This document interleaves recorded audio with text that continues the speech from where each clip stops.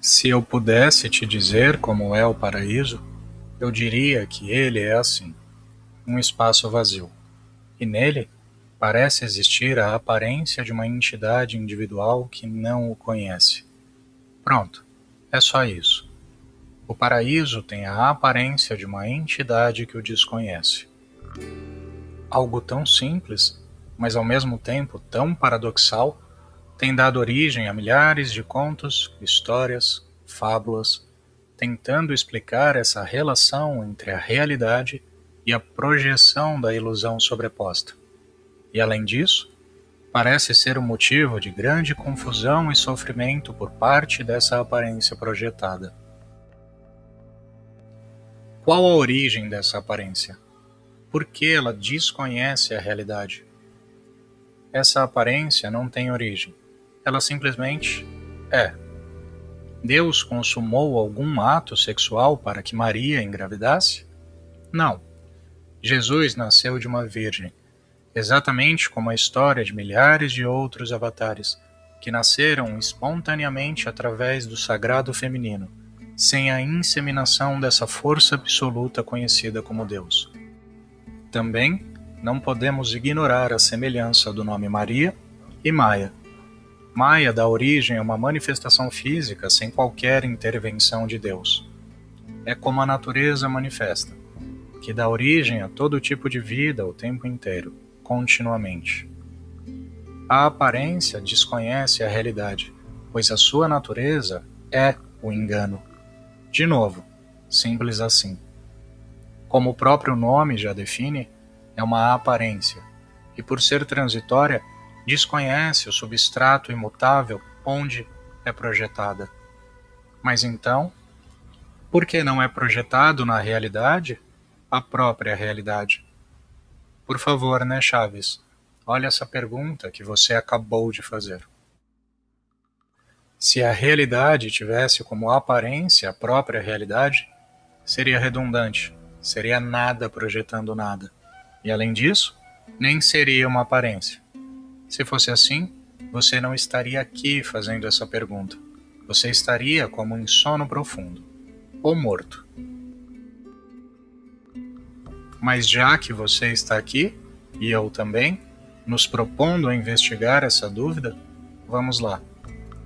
A realidade é única e indivisível, mas se pudéssemos separá-la para efeitos ilustrativos, seria mais ou menos assim. A realidade é um pano de fundo imutável e vazio. E por cima dela, parece existir a aparência de uma entidade que a desconhece. Por que a entidade desconhece a sua origem?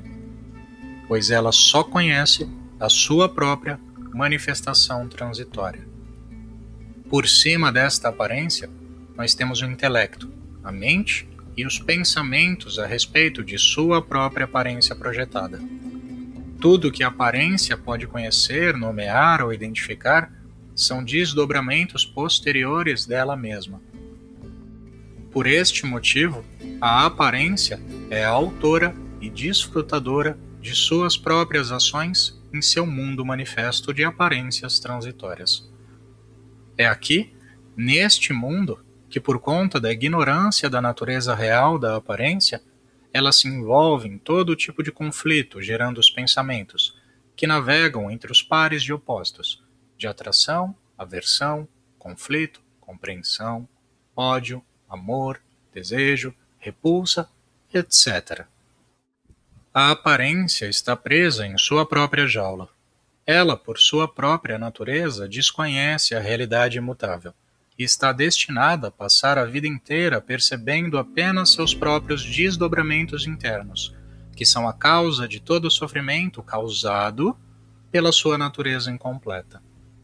Portanto, por cima da realidade absoluta, uma aparência projetada continuamente, desdobrando em si mesma noções próprias baseadas em sua visão turva e limitada da realidade.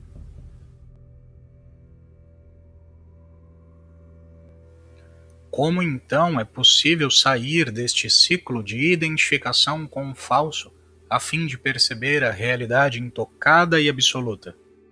É simples. percebendo que essa aparência que desconhece a realidade é a própria realidade. Sim, simples assim, pelo menos em teoria. Pois para que isso seja percebido, é necessário abandonar a expectativa de que a aparência reconhecerá esta verdade, pois do ponto de vista da realidade, ela é apenas uma aparência que desconhece a sua origem.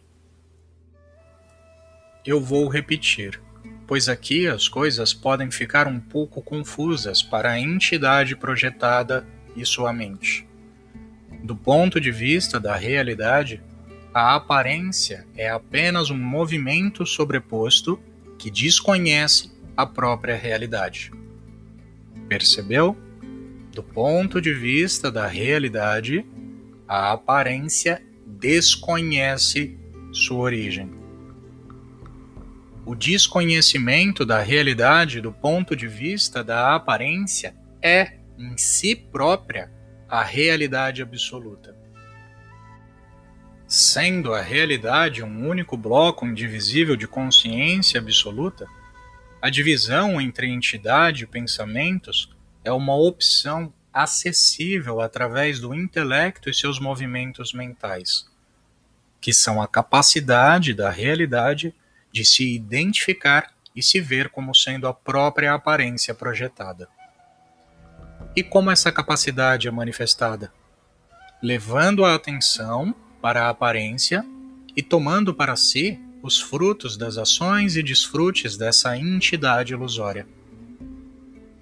Por isso, uma vez que a atenção tenha caído em direção a essa aparência projetada, não há nada que você possa fazer dentro dela para perceber a sua origem, pois a sua origem é anterior à identificação com a aparência. Seria como tentar perceber o seco após se afundar na água. Tudo que a ilusão pode perceber são ilusões dentro de si mesma. Portanto, nós voltamos para aquele ponto já indicado por todos os mestres e sábios que nos tentaram mostrar o caminho de volta para casa. Volte para a origem, anterior a qualquer movimento de mente, intelecto ou noção de ser uma entidade desconhecedora da realidade. E então, seguindo esse caminho que nos foi mostrado, somos capazes de desviar a atenção da aparência projetada, trazendo-a de volta para o ponto anterior à identificação com qualquer nome ou forma. E aqui, anterior à formação ou identificação de qualquer entidade separada, tudo que temos é a realidade brilhando sozinha, por si só, absoluta, sem entidades, sem pensamentos, sem nomes, sem noções, sem perguntas e sem respostas, sem motivos, sem causas, sem nada. Sem segundo. E é assim que a realidade se parece. A potencial projeção de uma aparência que a desconhece. Simples assim.